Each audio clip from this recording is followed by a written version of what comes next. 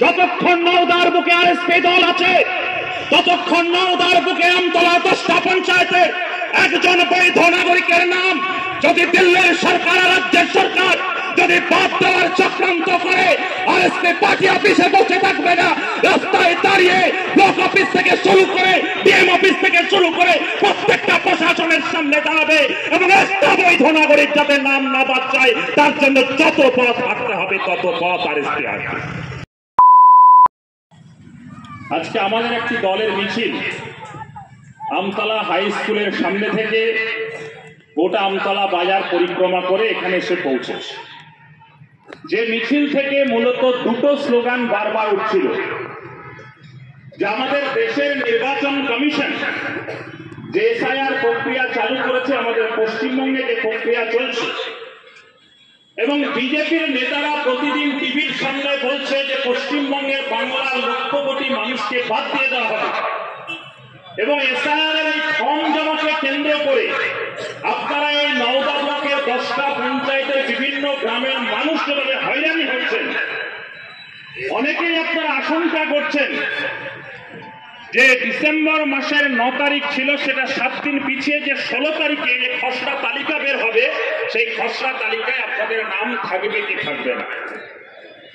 আমরা সেই মিছিল থেকে স্পষ্ট ভাষায় আমতলাবাসীকে বলছি, যতক্ষণ নওদার বুকে আরএসপি দল আছে ততক্ষণ নওদার বুকে আমতলা 10টা পঞ্চায়েতের একজন বৈধ নাগরিকের নাম যদি দিল্লির সরকার আর রাজ্যের সরকার যদি বাদ দেওয়ার চক্রান্ত করে আরএসপি পার্টি অফিসে বসে থাকবে না, রাস্তায় দাঁড়িয়ে ব্লক অফিস থেকে শুরু করে ডিএম অফিস থেকে শুরু করে প্রত্যেকটা প্রশাসনের সামনে দাঁড়াবে এবং একটা বৈধ নাগরিক যাতে নাম না বাদ যায় তার জন্য যত পথ হাঁটতে হবে তত পথ আরএসপি হাঁটবে। সেই সঙ্গে মিছিল থেকে আওয়াজ উঠেছে যে আমতলায় ব্রিজ, পাটিকাবাড়ি ব্রিজ, এই ব্রিজগুলোর কাজ কবে হবে।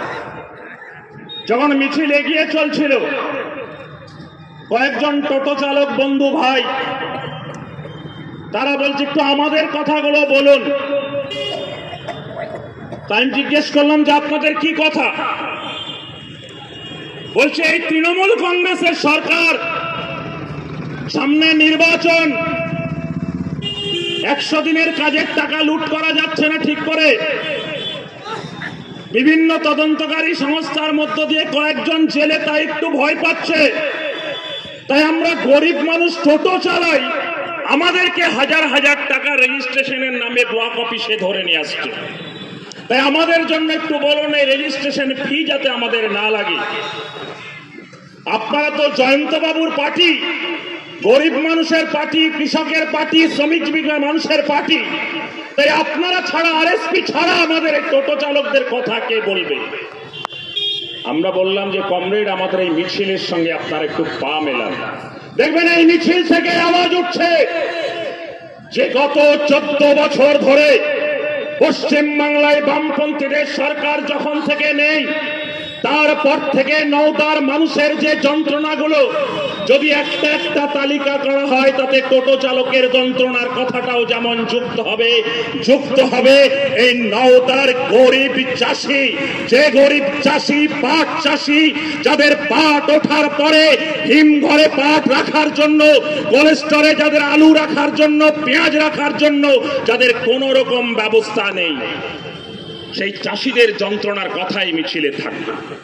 এই মিছিলে থাকবে যে গোটা নওদা এলাকার শিক্ষার উন্নয়নের জন্য যে জয়ন্ত বাবুরা আমতলা কলেজ থেকে শুরু করে স্কুল, হসপিটাল তৈরি করেছিল, আজকে 14 বছর ধরে তোলাবাজদের শাসনে আজকে কি তৈরি হয়েছে নওদার মানুষ আজকে দেখে। পঞ্চায়েত ভোটে বোমাগুলির আওয়াজ, মানুষের রক্তের দাগ, পাটিকাবাড়ির রাস্তা ভিজে যায়।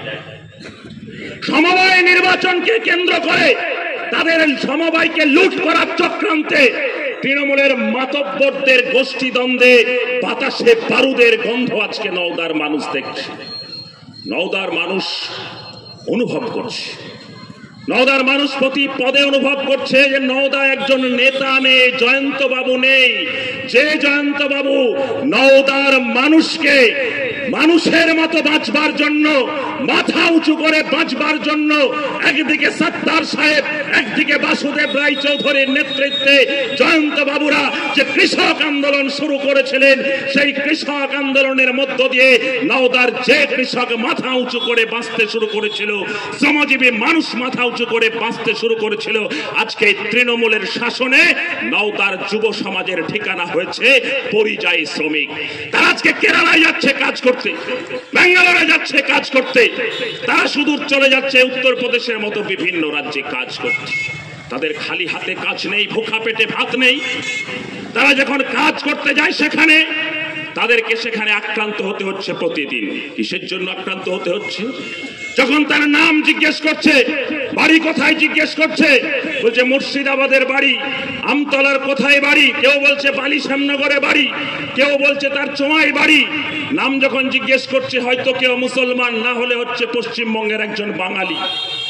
সেই বাঙালি হওয়ার অপরাধে, মুসলমান হওয়ার অপরাধে বেন রাজ্যগুলোতে, বিজেপি শাসিত রাজ্যগুলোতে সেই পরিযায়ী শ্রমিকদের উপরে আক্রমণ আসছে। নিথর দেহ আপনার আমতলাতেও ফিরে আসছে। তৃণমূল কংগ্রেসের ভূমিকা কি? মমতা বন্দ্যোপাধ্যায়ের ভূমিকা কি? শুধুমাত্র ভাষণবাজি করে বাংলাকে বাঁচাতে চাই, কথা বলা। আমরা বলতে চাই তৃণমূলের ভূমিকা সেটা হওয়া উচিত ছিল যে মমতা বন্দ্যোপাধ্যায় রাজ্যের মুখ্যমন্ত্রী, আপনার রাজ্যের কোনো একজন বাঙালি শ্রমিককে, কোনো একজন মুসলিমকে যদি উত্তরপ্রদেশে আক্রান্ত হতে হয়, তাহলে মমতা বন্দ্যোপাধ্যায়ের কাজ ছিল যোগী আদিত্যনাথের চোখে চোখ রেখে বলা যে ও বাঙালি, ও মুসলমান, ও আমাকে ভোট দিয়ে পশ্চিমবঙ্গের মুখ্যমন্ত্রী বানিয়েছে, ওই দেশের নাগরিক, ওকে আক্রমণ করার কোনো অধিকার তোমার নেই। কিন্তু মমতা বন্দ্যোপাধ্যায় তার 14 গোষ্ঠীর ওই সাহস নেই এই কথাগুলো বিজেপির নেতা, মুখ্যমন্ত্রী, প্রধানমন্ত্রীদেরকে বলা। আর তার ফল আমরা পশ্চিমবঙ্গের মানুষ প্রতিদিন করছি।